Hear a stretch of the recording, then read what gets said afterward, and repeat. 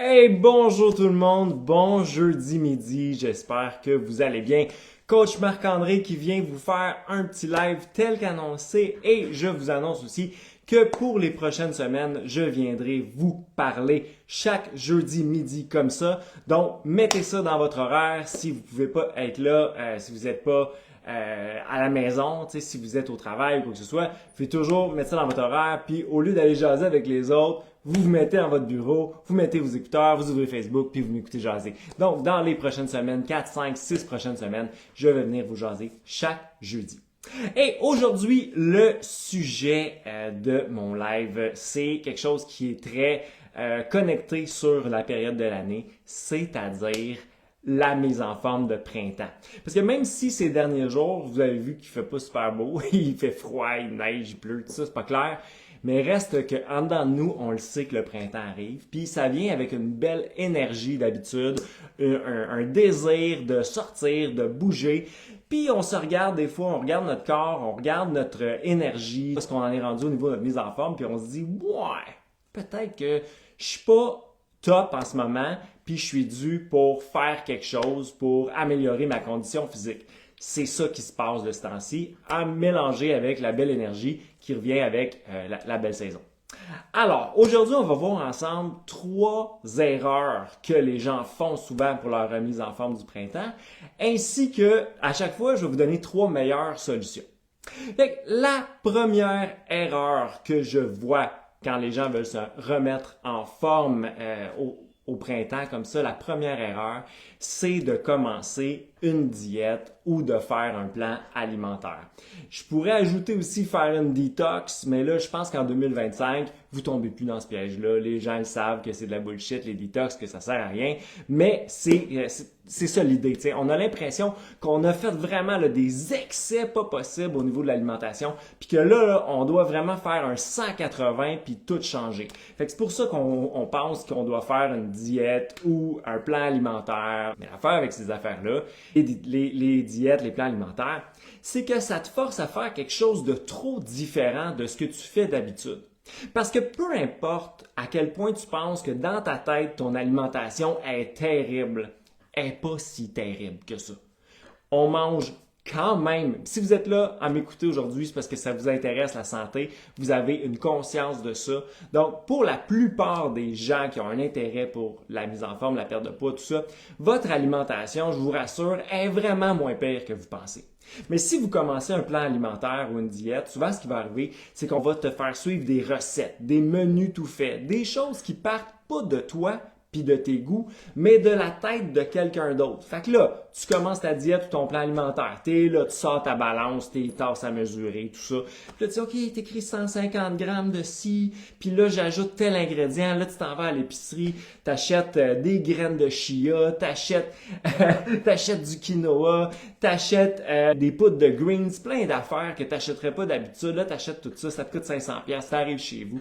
Tu commences à faire ces recettes-là, tout ça. Puis là, tu goûtes, ça goûte bon, tout ça, OK, ouais. Mais là, après ça, c'est qu'il faut tout le temps que tu refasses ces affaires-là qui sont pas encore dans tes habitudes. Fait que souvent, dans les plans alimentaires puis les diètes, vous allez en garder une ou deux puis l'intégrer dans vos winners à long terme, dans vos repas winners à long terme, mais on s'entend, pense à tout ce que tu as fait comme diète, plan alimentaire dans ta vie. Il reste pas grand-chose. T'sais. Ce qui reste au final, c'est les recettes que toi t'aimes. C'est les choses que ta famille aime. Fait que de commencer un plan alimentaire ou une diète, c'est s'assurer qu'à un moment donné, on ne sera pas capable de la suivre. Puis qu'à ce moment-là, qu'est-ce qui se passe? C'est qu'on fait juste revenir dans nos anciens patterns. Fait que c'est pour ça que les changements alimentaires, parce que oui, en alimentation, c'est là que ça va jouer beaucoup. La base de tes changements en ce moment, ça va être au niveau alimentaire. C'est là que ça va se passer beaucoup. On va en parler du reste ensuite. La base, c'est ce que tu t'aimes faire, tu sais. Fait qu'il va y avoir des petites choses à changer, c'est sûr, des petites choses à ajouter, des petites choses à ajuster. Nos clients, ils nous montrent ce qu'ils mangent pendant une semaine, puis on leur montre où ça dépasse, puis quoi ajouter. Mais au final, ils mangent grosso modo les mêmes affaires que d'habitude, avec des trucs ajoutés, puis des trucs qui sont plus contrôlés. Fait qu'en alimentation, C'est ce que tu dois faire si tu veux avoir une mise en forme réussie que tu vas être capable de garder dans le temps par la suite.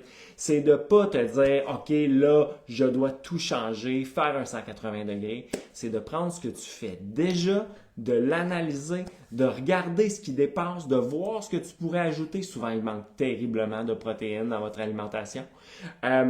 Mais souvent, ça peut être une recette normale, exemple du spaghetti, que tu continues de manger avec ta famille, mais que toi, t'ajoutes des protéines, que toi, t'ajoutes. Il y a moyen, à même ce que tu fais, de faire des petits ajustements qui vont te donner des gros résultats. Alors, c'est la première chose, le premier conseil que je vous donne, c'est de ne pas faire de diète et de ne pas faire de plan alimentaire et surtout pas de détox. À la place, faites des ajustements à ce que vous faites déjà. Oui, il peut y avoir des petites recettes qu'on ajoute, que tu peux trouver à gauche et à droite, qui vont venir t'aider, mais de ne pas tout changer. Deuxième conseil, vous allez voir, il est lié au premier. C'est que, là, je vous ai parlé de bouffe, mais il y en a beaucoup d'entre vous qui disent « Moi, l'alimentation, je touche pas à ça, je commence par l'entraînement. » Fait que là, on se dit « Je vais me faire un entraînement au gym par un entraîneur. » Tu sais, c'est ça qu'on a l'impression que c'est ça qui va nous mettre en forme. OK. Fait que ça, l'entraînement, oui, je serais très mal placé pour vous dire que c'est pas positif s'entraîner physiquement, faire de la musculation, c'est super. Mais par contre, c'est long avant de voir des résultats et il y a beaucoup de friction qui vient avec ça, c'est-à-dire, exemple, aller au gym, payer un abonnement, se faire un plan de match avec un entraîneur, peut-être même payer des séances, prendre des rendez-vous au gym, tout ça. Aller au gym, c'est souvent, on n'y pense pas, mais c'est des fois de 2 à 3 heures dans une journée, le temps de se préparer, de se rendre, de s'entraîner, de sortir, de revenir. Et as-tu ce temps-là? 3-4 fois par semaine pendant des mois, parce que c'est ça qui arrive aussi, c'est que si tu veux avoir des résultats au gym, il ne faut pas que tu te dises je vais y aller pendant 2 mois. C'est que faut que tu te dises je vais y aller pendant des années puis j'arrêterai jamais d'y aller. Oui, c'est possible de créer l'habitude. Oui, c'est positif aller au gym. Je ne dirais jamais le contraire. Mais c'est une très mauvaise place où commencer. Parce qu'en ce moment, tu ne veux pas avoir justement des résultats. Tu veux pas que ça soit long avant d'avoir une preuve que ça marche. Mais pour ça, l'alimentation va te donner une preuve que ça marche vite. Si tu fais des ajustements à ton alimentation, tu vas le voir sa balance, tu vas le voir dans ton niveau d'énergie, tu vas le voir dans tes vêtements rapidement. La muscu, ça va être quand même assez long et comme je t'explique, il y a beaucoup de friction. Maintenant, ça ne veut pas dire de ne pas y aller. Ça veut juste dire, OK, peut-être que je vais attendre un peu, je vais faire les choses une à la fois, je vais commencer par mettre de l'ordre dans mon alimentation, comme Marc-André vient de me dire, puis j'irai au gym quand ça ira bien, puis quand j'aurai déjà vu des résultats. Tu vas être déjà avancé dans ton processus. Sinon, si tu ajoutes la musculation en plus de l'alimentation tout de suite, ça se peut que tu te décourages parce que justement, aller au gym, c'est quelque chose qui demande beaucoup d'énergie puis qui n'est pas évident à intégrer tout de suite. Maintenant, tu pourrais me dire, oui, mais Marc-André, je pourrais m'entraîner à la maison. En effet. Donc, s'entraîner à la maison t'enlève beaucoup de friction parce que c'est chez vous. Maintenant, ça, c'est super si tu veux t'entraîner à la maison, mais il faut que tu arranges ton environnement. T'sais. Il faut que ça soit facile de t'entraîner. Donc, si tu t'entraînes sur une plateforme d'entraînement, exemple, il faut que justement ton ordinateur ou ta tablette soit toujours placé à la même place avec tes poids, ton tapis de yoga, tes affaires toutes placées là pour être capable de juste y aller, peser sur play puis commencer. Parce que si tout est caché un peu partout, tout ça, moi, je raconte souvent l'anecdote d'un de mes clients quand j'entraînais les gens à domicile. Un de mes clients, lui, son spot pour s'entraîner, c'était dans le sous-sol à côté de la litière à chat. Il y allait dessus, vous pensez? Jamais, c'était dégueulasse, ça puait, c'était dans le sous-sol, c'était tout le bordel là-dedans. Si tu veux t'entraîner à la maison, ton setup doit être super beau, ça doit être le fun, il doit y avoir de la musique, il doit y avoir des choses, ça doit être facile d'avoir ton équipement à disposition. Donc, il faut enlever le plus de friction possible si on veut s'entraîner. Donc, s'entraîner, oui, ça fait du bien, oui, c'est le fun. Tu ne vas pas voir par contre des résultats aussi rapidement que si tu t'occupes de ton alimentation en premier. Donc, focus alimentation. Après, si ça va bien, on peut ajouter des petites séances d'entraînement, 2 ou 3 par semaine. Je vais toujours conseiller de commencer par de l'entraînement à la maison, développer l'habitude. Puis si ça va bien, après ça, peut-être aller au gym. C'est beaucoup de temps d'investissement de temps et que la minute où il y a quelque chose qui se passe dans ta vie, une urgence, un peu plus de travail, des priorités ailleurs, les enfants, tout ça, le gym, c'est toujours l'affaire qui va tomber parce que justement, ça demande énormément de temps et puis ça peut revenir très cher aussi si tu as besoin d'un entraîneur à chaque fois. Après ça, la troisième erreur que je vois tout le temps, et c'est celle qui m'a un peu inspiré de venir vous parler de ça aujourd'hui, c'est de commencer à courir au printemps. En ce moment, je vois ça partout, puis à chaque année, c'est le même. Quand il commence à faire beau au mois de mars, le monde se dit « Hey, je me mets en forme, puis qu'est-ce que ça fait quelqu'un en forme? Ça commence à courir. » Puis là, les gens vont jogger dehors au mois de mars, quand il y a de la glace, quand il fait fret, quand c'est encore super dangereux, puis surtout dangereux pour les accidents, pour tomber. Puis quand on part de zéro en forme, je cours jamais, à je cours l'hiver alors qu'il y a beaucoup d'air froid, très froid, qui rentre dans nos poumons, ça assèche, ça fait qu'on tousse, ça fait que c'est difficile de développer le cardio nécessaire. C'est un, dangereux et deux, décourageant parce que, comme je viens de dire, c'est super difficile. Et ce que je vois souvent, c'est que les gens qui commencent par courir parce que se disent hey, « je veux me mettre en forme, je ne sais pas quoi faire, je vais juste aller courir, c'est facile, ça ne coûte rien, tout ça ». En même temps, ça prend une technique. Et là, ce qu'on voit à ce temps-ci de l'année, des gens qui veulent se mettre en forme en commençant à courir, la technique n'est pas là, fait qu'ils peuvent se blesser autant aux genoux, autant aux pieds, autant au niveau cardio, comme je vous expliquais, c'est difficile pour quelqu'un qui n'est pas déjà en forme. Et en plus, peuvent tomber, il y a de la glace partout. Donc, de grâce, si vous n'avez pas couru dans les 6 derniers mois, mettons, là, courez pas en ce moment. Là, allez juste sortir. Sortez marcher, bougez plus que dans les derniers mois. Tout ce que vous allez faire au niveau de votre activité physique va vous donner des résultats quand même assez rapidement. Vous allez vous sentir mieux, ça va aider à votre perte de poids. Il n'y a pas beaucoup de différence au niveau de la dépense calorique entre une demi-heure de course et une demi-heure de marche. Va donc marcher, c'est plus facile et ça va être beaucoup plus facile de développer l'habitude parce que c'est moins dur. Les humains, on est de même, on n'aime pas ça, faire des efforts pour rien. Tu sais, quand tu prends la décision, « Hey, je pars à courir », puis tu vas courir, tu réussis à le faire, puis tu es fier de toi, « Yeah », mais là, après ça, tu le refasses, puis tu le refasses. Puis là, ça devient de plus en plus plate, tu sais. C'est de moins en moins le fun, puis tu arrêtes souvent de le faire. Fait que ce que je vais voir souvent, c'est que des gens, soit ils courent, soit ils font rien. Fait que là, c'est pour ça que l'idée, en commençant, courir au printemps, c'est super dangereux pour quelqu'un qui n'est pas habitué. Et deux, c'est difficile, ça demande beaucoup d'énergie. Fait qu'on downgrade ça et au lieu de sortir courir, on sort marcher. Souvent, on commence par, si tu n'as pas marché de l'hiver, commence par des 15 minutes. Ensuite, augmente de semaine en semaine. Écoute quelque chose de le fun, écoute de la musique, écoute un podcast, jase avec ta mère au téléphone. Peu importe ce qui marche pour toi, qui va faire en sorte que ton temps de marche va être agréable puis qui va te donner le goût de recommencer. Fait que c'est toujours ça aussi l'idée, puis vous l'avez vu avec les autres trucs que je vous ai donnés jusqu'à présent, l'idée c'est qu'il ne faut pas donner des gros efforts quand on fait des changements. Il faut faire des petits changements faciles qui sont agréables parce qu'on veut que ça soit facile à conserver dans le temps par la suite. Si on fait quelque chose qui nous demande trop d'efforts, à ce moment-là, on est capable un bout, quand on est motivé, c'est là que la motivation, souvent, elle disparaît.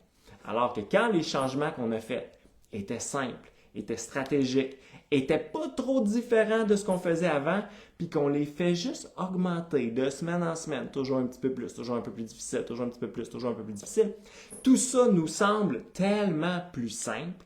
Puis c'est là que les clients chez Peau Neuf disent toutes la même chose. Colin, comment ça, j'ai perdu 30 livres, puis ça m'a semblé facile. C'est à cause de ça. C'est parce que les changements qu'on les fait intégrer dans leur vie sont additionnés les uns aux autres. Puis à la fin, quand ils terminent, c'est comme « Ah, ben, j'ai pas l'impression que j'ai changé tant d'affaires, ça m'a pas demandé d'énormes efforts, puis finalement, ben, j'ai eu les résultats que je voulais. » Comment ça? J'ai toujours pensé que c'était difficile de faire des changements. C'est parce que c'était des trop gros changements. Donc, si je résume, pour réussir ta mise en forme du printemps, première affaire, ne fais pas de diète, suis pas de plan alimentaire, ne fais pas surtout de détox. Apporte des changements à l'alimentation, à ce que tu manges déjà. Deuxième conseil, t'entraîner au gym, t'inscrire au gym. Oui, ça te donne une motivation supplémentaire parce que tu as payé pour quelque chose, je vais y aller, tout ça. Oui, mais il y a énormément de friction qui vient avec le gym et c'est la première affaire qui prend le bord quand tu as moins de temps. Fait que si tu veux t'entraîner, entraîne-toi, commence à la maison. Ça coûte moins cher, tu peux t'entraîner juste avec le poids de ton corps, des petites séances sur YouTube, peu importe. Commence par ça, développe l'habitude et éventuellement, quand tu auras cette habitude-là, après, tu iras au gym si tu as encore le goût d'y aller. Mais garde toujours en tête que l'alimentation va te donner des résultats plus rapidement que le gym. C'est long quand même voir des résultats quand on va au gym puis quand on s'entraîne.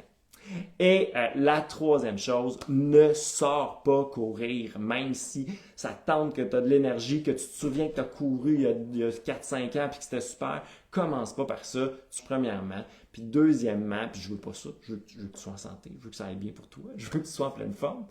Et deuxièmement, c'est que c'est aussi un peu comme le gym, ça demande un peu trop d'efforts. Quand on est super enthousiaste au début, on le fait, on a le goût de le faire, on se dit comment ça, j'ai pas fait ça toute ma vie. Mais là, à un moment donné, ça devient moins sexy, moins le fun.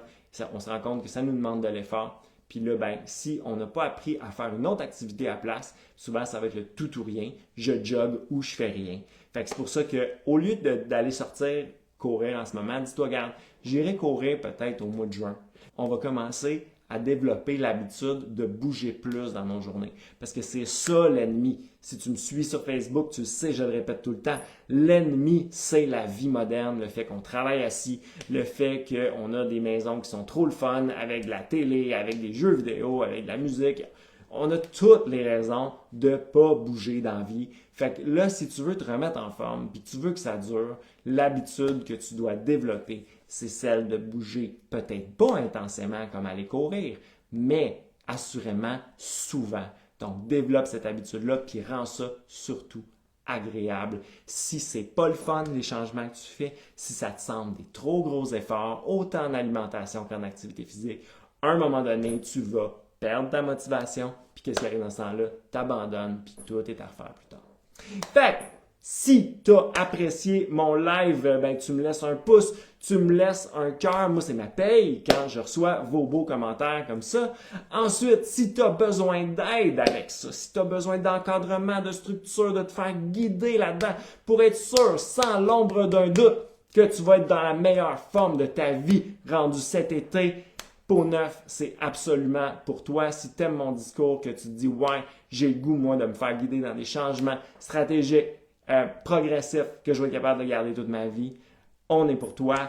Écris-moi un message par Messenger, on se fixe un petit appel, on jase ensemble. Si on peut t'aider, on commence ça le plus rapidement possible pour que tu sois en tip-top shape rendu cet été. Ça ne veut pas dire pas rapide. Nos clients perdent du poids et sont en forme rapidement. Crois-moi là-dessus.